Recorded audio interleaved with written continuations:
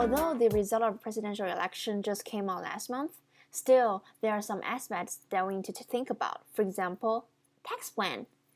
A quick review to our content. Introduce Clinton and Trump's tax plans. Who gets the benefits from each plan? In short term and long term, whose plan is better? Income tax rates and labor supply relate to resource economics. Trump's tax plan simply creates three brackets, 12%, 25%, and 33%, which consolidates the current 7 brackets into 3. Let's look at this table. If you are a single filer who earn $0 to $37,500 a year, or married joint filers who earn $0 to $75,000 a year, needs to pay 12% of tax. For wealthy people who earn more than $112,500 or married joint earn more than $225,000 a year, just need to pay 33%. Trump's proposal is generally getting everyone a tax cut. Let's look at Clinton's plan. Clinton's tax plan is relatively modest. It leaves income tax rates unchanged for most Americans who make under $250,000. Then what's new? For the wealthiest people, their tax rates have increased. Let's look at the table. For those who make $5 million or more, they need to pay 43.6% of tax per year. Let's see who gets the benefits from Trump's plan.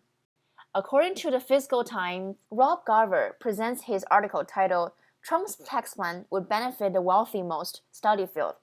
At the bottom part of his article, he mentioned that those in the bottom 20% of the income distribution would save about $200 a year.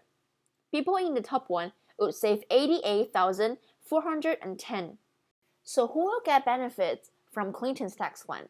According to Jim Tankersley, who published his article on the Washington Post, has mentioned that the winners are working families, particularly low-income parents with young children. Obviously, Trump's plan helps many Americans to spend less money for tax. However, will that be a long-term solution for the country's economy? Well, Michelle Fox from CNBC has pointed out that Trump's tax plan is better for short-term, but Clinton's better for long-term. The analysis states that in 2040, Republican nominee could mean 11.2 million fewer jobs than are currently in place. In contrast, Clinton's plan will project 2 million more jobs than the current rate in 2040.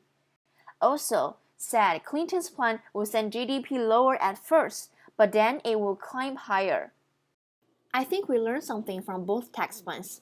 During my economic class, I learned that income tax rates have relations to do with the labor supply. Why do we care about the shape of labor supply curves? One reason would be that from the shape of the labor supply curve, we could conclude that if an increase in the income tax rate, a percentage of earnings would cause a substantial reduction in the hours of work. Simply to understand this is that if the supply curves indicate upward sloping, it means that taxes cause people to work fewer hours. On the other hand, if the supply curves are backward bending, the increase in tax rate increases production and work more but reduces leisure. Let's see an example. This graph is the basic model of labor work of A, who works at a constant hourly wage. If the income tax rates increased for A perceives his wage to be reduced because he needs to pay more money for tax. Therefore, for every hour worked, A receives a lower return on his labor. So A might decide to increase the number of hours worked in order to achieve a certain income level, what we call income effect. Or he may choose to work fewer hours, substituting leisure for labor in response to a lower return to labor, what we call substitution effect. So in conclusion, we know that the most common way government pay for debt is by raising taxes.